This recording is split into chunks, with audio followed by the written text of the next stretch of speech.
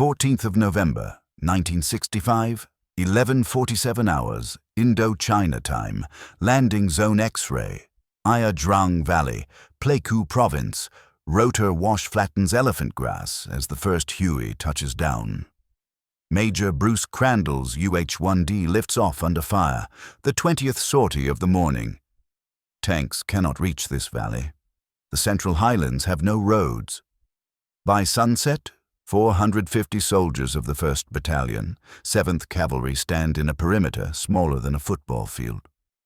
Over the next 72 hours, helicopters deliver 3 battalions, extract 200 wounded, and fire 60,000 gunship rounds. Not one M48 Patton tank participates.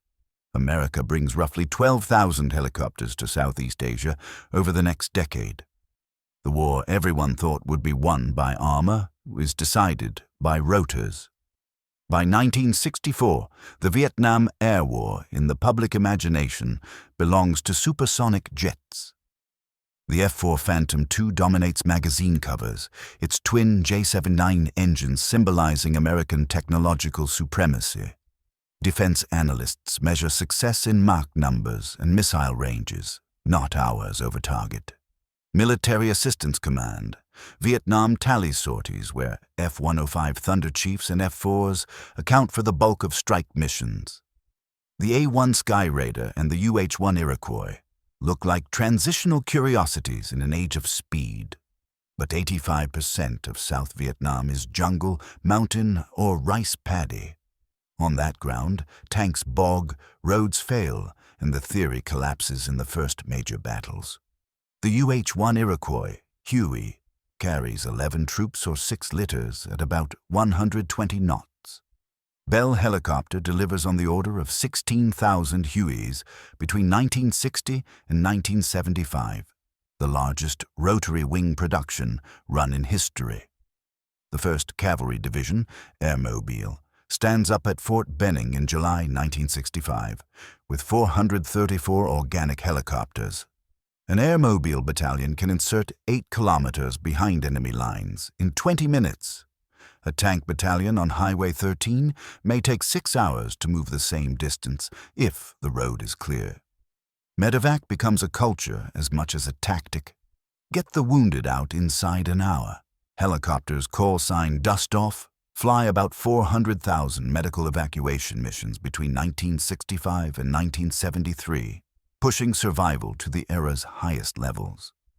The AH-1 Cobra gunship, fielded in September 1967, brings 76 rockets and a 7.62mm minigun to the fight, flying low to suppress ground fire while slicks land. Forward arming and refueling points let helicopters rearm in the field within minutes. A single Huey burns roughly 80 gallons per hour. Logistics become the bottleneck, and CH-47 Chinooks and CH-54 flying cranes lift artillery and palletized supplies to keep the machine turning. Entire fire bases, guns, ammo, wire, water, move in an afternoon. People's Army. Commanders note the Americans no longer need roads or landing zones near objectives. Vo Nguyen Giap later writes that helicopters eroded the very idea of a fixed front line. Across the war, U.S. forces field roughly 12,000 helicopters in Southeast Asia, while armor in theater sits in the low hundreds at any given time. When terrain matters, mobility beats protection. Air mobility turns a jungle war into a 3-dimensional battlefield. But the system depends on air superiority and fuel. 4 battles prove the dominance, and one exposes the fragility. Lieutenant Colonel Harold Moore commands 450 men of the 1st Battalion, 7th Cavalry. Intelligence reports 3 People's Army regiments operating near the Chupong Massif in Pleiku Province. On the 14th of November, 1965, 16 UH-1D helicopters lift Alpha Company from Camp Holloway at 10:20 Indochina time. Landing Zone X-ray sits in a clearing 400 meters wide, surrounded by 40-meter trees. Major Bruce Crandall's flight of 8 Hueys lands first, Troops jump as rotor wash kicks up dust and smoke. Within 5 minutes, People's Army soldiers open fire from tree lines 50 meters away. Crandall's helicopters cycle back to Holloway, load Bravo Company, and return under heavy fire. Each round trip takes 30 minutes. By 1400, 2 companies hold the perimeter. By 1800, the entire battalion is on the ground. Tanks cannot reach this valley. No roads exist within 15 kilometers. Cobra gunships do not exist yet. UH-1B gunships with M60 door guns provide fire support. Over 3 days, helicopters deliver 2 additional battalions and evacuate 234 wounded soldiers. We were alone, but we were never isolated, Moore notes in his report. Resupply helicopters bring ammunition every 2 hours as units burn through 40,000 rounds per day. CH-47 Chinooks sling-load 105mm howitzers to fire support Base Falcon, 8 kilometers east. Artillery shells land within 100 meters of American positions, guided by O-1 Bird Dog forward air controllers. People's Army forces encircle X-ray, but cannot isolate it. On the 17th of November, Moore orders extraction. Helicopters pull out 3 battalions in 6 hours. Final casualties, 79 U.S. killed, 121 wounded. Enemy losses estimated in the hundreds. The revelation is tactical. A force with no ground supply line holds against a numerically superior enemy. Mobility substitutes for mass. Speed substitutes for armor. Helicopters deliver troops, artillery, ammo, and medical care. People's Army commanders respond with hugging tactics, closing within 50 meters to neutralize supporting fires. But the fundamental equation does not change. Helicopters can insert a battalion anywhere. Armor can only move where roads go. Post-battle analysis shows airmobile battalions sustain operations far longer than mechanized units in similar terrain. By 1966, the vast majority of the 1st Cavalry Division's tactical movements occur by helicopter, while tank battalions remain tied to Highways 1 and 13 for convoy security. The real war happens where cameras cannot easily follow, in landing zones carved from jungle and marked with colored smoke. 31st of January, 1968, 0300 hours, Indochina time. The Tet Offensive begins with coordinated attacks on dozens of provincial capitals. In Hue, 10,000 People's Army and Viet Cong soldiers seize the Citadel and Imperial Palace. U.S. and Army of the Republic of Vietnam forces fight house to house for 26 days. Tanks prove essential in the city. M48 Pattons support infantry clearing operations on Tran Hung Jiao Street, but helicopters deliver the reinforcements that turn the battle. From the 1st of February through the 2nd of March, Hueys insert multiple battalions into Hue, landing on rooftops and sports fields under fire. Chinooks sling ammunition directly into the Citadel courtyard. Tank resupply requires convoys from Da Nang, 80 kilometers south. Helicopter resupply happens in minutes. 80 kilometers northwest, 6,000 Marines defend Kaisan Combat Base in Quang Tri Province. Route 9 is cut by the 22nd of January. The siege depends entirely on aerial resupply. From the 21st of January through the 8th of April, C-130s and C-123s deliver roughly 12,000 tons, while helicopters handle tactical movement, medevac, recon patrols, artillery spotting.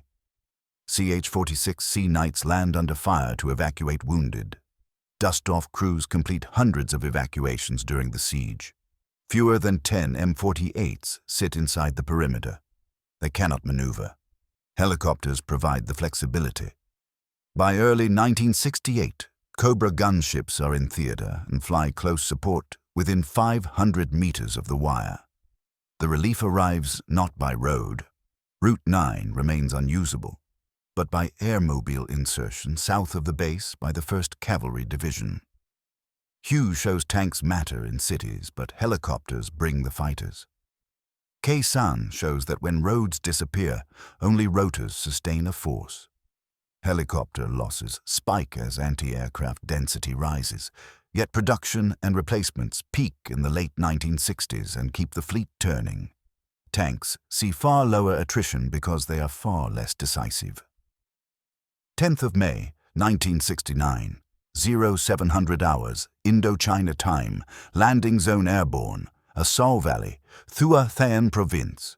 The 101st Airborne Division, Airmobile, launches Operation Apache Snow to clear base area 611. The objective is Jong Apia, Hill 937, later Hamburger Hill. No roads reach the valley. Triple canopy jungle blankets 900-meter ridges. Helicopters insert 4 battalions in 48 hours.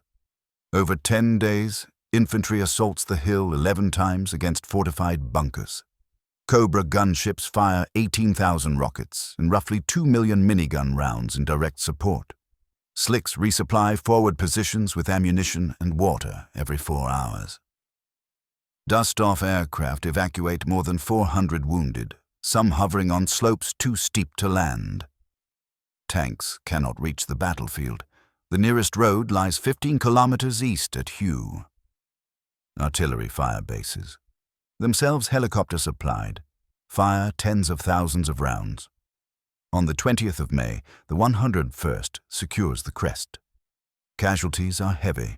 The tactical lesson is clear. Vertical envelopment gives access to terrain ground columns cannot reach.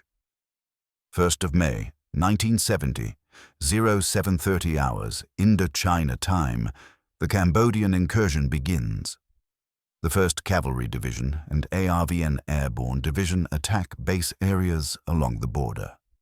Over 30 days, helicopters insert around 20,000 troops into Kampong Cham and Svai Rieng. The operation spans roughly 10,000 square kilometers. No ground convoy could sustain the reach. Fuel and ammunition arrive by Chinook every few hours. FARPs sprout along the border. Cobra gunships fly thousands of sorties. OH-6 and OH-58 scouts locate enormous arms caches. Tank participation is limited to small armored columns advancing along Highway 7. While armor inches forward, helicopters range 100 kilometers inland, striking what the enemy considered safe. Air mobility gives us reach. We can be anywhere in hours, not weeks, Creighton Abrams notes. The operation captures supplies sufficient to equip multiple enemy divisions, but COSVN leadership slips into Laos. Helicopters can project power and open doors. Holding the room still requires infantry. 8th of February, 1971, 0700 hours, Indochina time, Operation Lam. Sun 719 begins. ARVN crosses into Halau to cut the Ho Chi Minh Trail. U.S. ground troops are barred. Only American helicopters and air support can participate. 17,000 ARVN troops deploy. The plan depends entirely on U.S. lift. Over the first 10 days, Hueys insert battalions along Route 9, 40 kilometers into Laos. Cobras escort. Chinooks deliver artillery and supplies. M41 light tanks remain at Keisan. None cross initially. People's Army defenses are prepared. Heavy machine guns ring the landing zones, and SA-7 shoulder-fired missiles appear for the first time.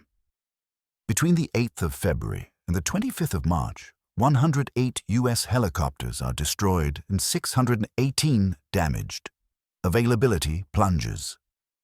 Without American helicopters, we cannot sustain the advance, ARVN on Corps Commander Huang Xuan Lam admits. Forward fire bases run low on ammunition and water. Resupply becomes a gauntlet. By the 1st of March, multiple ARVN battalions are encircled at fire support bases 30 and 31. Night. Resupply by Chinook suffers losses. Large helicopter operations pause on the 6th of March and shift to high-altitude parachute drops. People's Army units exploit the lull with T-54s and 130mm artillery. Route 9 is cratered and mined. Armor wouldn't have fared better, but the larger lesson is clear. Helicopter-dependent operations require air superiority and suppression of air defenses. On the 19th of March, ARVN withdraws under heavy fire. Images of soldiers clinging to Huey skids flood the press. Lamson 719 doesn't discredit air mobility. It defines its limits. 4 battles, 1 pattern. Uyadrang shows helicopters can win where tanks cannot go. Hugh and Khe-san prove rotors sustain forces when roads fail. Assau and Cambodia demonstrate vertical envelopment at scale. Lamson 719 exposes the system's dependence on air superiority and numbers. Across the war, the United States fields roughly 12,000 helicopters in Southeast Asia, while armor in theater remains in the low hundreds at any given time. America fights a helicopter war, not a tank war. The Huey becomes the visual symbol, but the system is an ecosystem. Lift, UH-1, CH-47, gunships, AH-1, UH-1C, scouts, OH-6, OH-58, command birds, and dust-off. Those dust-off crews fly more than 400,000 missions between 1965 and 1973 and compressed the time from injury to surgery in ways no previous war could match. The Huey is not just a machine, it is a lifeline, pilot Hugh Thompson later testifies. The same man who landed between civilians and U.S. troops at My Lai. The logistics are staggering. With thousands of airframes flying daily, rotary wing ops devour fuel. FOPs spread like beads on a string, each turning dozens of helicopters per hour. Tanks burn prodigious fuel too, but they require roads and bridges. In Vietnam, space is abundant. Roads are often death traps. By 1970, the 1st Cavalry can move an entire brigade of 3,000 troops 50 kilometers in under 3 hours by air. A mechanized brigade on Highway 13 needs 8 hours and engineer prep. Speed becomes the currency of advantage. Giap writes that helicopter mobility undercut the traditional advantage of terrain, so People's Army doctrine emphasizes hugging within 50 meters to smother air support or slipping across borders into sanctuaries. Helicopters follow into Cambodia in 1970 and show they can reach, even if they cannot hold without ground forces. Lamson 719 shows what happens when the opponent saturates the airspace with guns and missiles. Helicopters become targets unless suppression is overwhelming. Australian advisors in Phuoc Tui reach the same conclusion. ARVN units, we advise, function only when helicopters are available. Without them, they halt, Major Peter Badko reports before his death, calling in gunships. The budget mirrors the battlefield. The U.S. pours billions in 1960s dollars into rotary wing assets and infrastructure. Armor protects convoys and fire bases. Helicopters set the tempo and win the day-to-day fights. When the United States withdraws in 1973, South Vietnam inherits a force built around American helicopter support, but the helicopters largely go home. Within months, airmobile capacity collapses for lack of parts, fuel, and maintenance. By 1975, enemy armored columns advance with minimal air opposition. The absence of American helicopters, more than the presence of enemy tanks, decides the final campaign. Modern militaries study Vietnam as the proof of concept for airmobile war. The Air Assault School and badge traced to the 1st Cavalry. The AH-64 Apache descends from Cobra doctrine written over Ia Drang and Assau. Soviet and later Russian airmobile attempts in Afghanistan show the other side of the coin. Where manpads proliferate, helicopters must be preceded by suppression, or they die. The United States departs in 1973, taking much of its helicopter fleet. South Vietnamese forces retain fewer than 800 helicopters, most in poor repair. Spare parts dry up, fuel allocations shrink, maintenance standards fall. By 1974, airmobile capability is a fraction of 1972 levels. On the 30th of March, 1975, People's Army tanks enter Da Nang. South Vietnamese divisions retreat without air cover or resupply. The image that closes the war? A Huey lifting off from a Saigon rooftop on the 29th of April, 1975, captures the reversal. Helicopters that once symbolized American reach now symbolize evacuation. North Vietnam wins the war. The battlefield dynamics prove the point. When helicopters dominate, terrain is negotiable. When they vanish, roads and armor rule again. Post-war studies by MACV, RAND, and the U.S. Army War College converge. Vietnam is the first large-scale helicopter war, and its lessons reshape doctrine worldwide. The AH-64 Apache and UH-60 Black Hawk carry those lessons forward. Giap later writes that helicopters changed the geometry of battle, even if not the outcome. The geometry matters. In jungle, mountain, and rice paddy, the terrain that defines most of Vietnam, armor cannot compete.